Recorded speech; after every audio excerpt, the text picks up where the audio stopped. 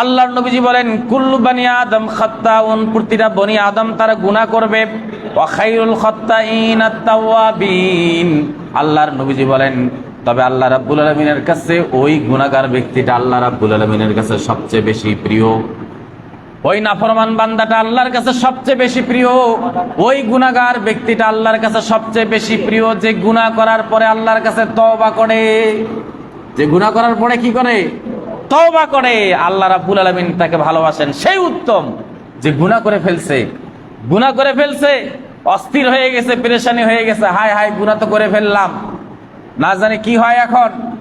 গুনাহ তো করে ফেলছে, এই গুনাহর অপরাধে আল্লাহর সামনে কিয়ামতে আল্লাহর সামনে কেমনে দাঁড়াবো? সেন্স অফ অ্যাকাউন্টেবিলিটি, এই কিয়ামতের দিবসে যখন হিসাব দিতে হবে, আল্লাহ যদি আমারে ধরে তখন আমি আল্লাহর সামনে কি জবাব দিব? এই চিন্তায় সে পেরেশানি থাকবে, অস্থির হয়ে থাকবে।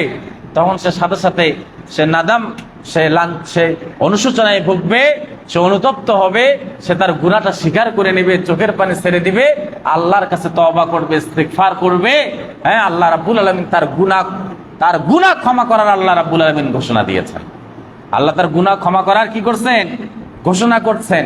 এই জন্য নবীজি বলেন, হ্যাঁ, প্রতিটা বনি আদম তারা গুনাহ করবে, এটা স্বাভাবিক। তবে আল্লাহর কাছে ওই ব্যক্তি উত্তম, ওই গুনাহগার ব্যক্তিটাই উত্তম যে গুনাহ করার সাথে সাথে কি করে?